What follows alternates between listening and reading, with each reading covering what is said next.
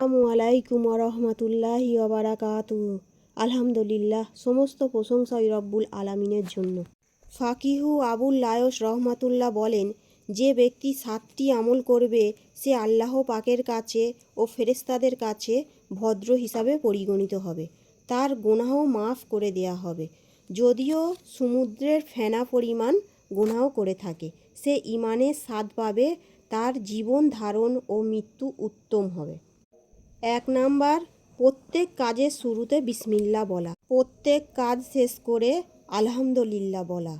3 number, গুনাহের পর আস্তাগফিরুল্লাহ বলা। 4 নাম্বার, ভবিষ্যতের জন্য কোনো কথা বললে ইনশাআল্লাহ বলা। 5 নাম্বার, অপছন্দনীয় কোনো কথা শুনলে লা হাওলা ওয়ালা কুওয়াতা ইল্লা বিল্লাহিল আলিয়্যিল আযীম বলা। 6 নাম্বার, বিপদের সময় ইন্না লিল্লাহি ওয়া ইন্না ইলাইহি রাজিউন পাঠ করবে।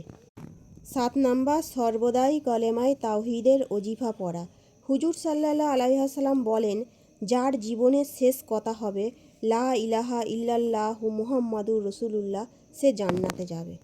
তো বন্ধুরা, ভিডিওটি আজ এই পর্যন্তই। ভালো লাগলে লাইক, শেয়ার এবং চ্যানেলটিকে সাবস্ক্রাইব করবেন। আর কিছু ভুল থাকিলে কমেন্টে অবশ্যই জানাবেন। আমিন।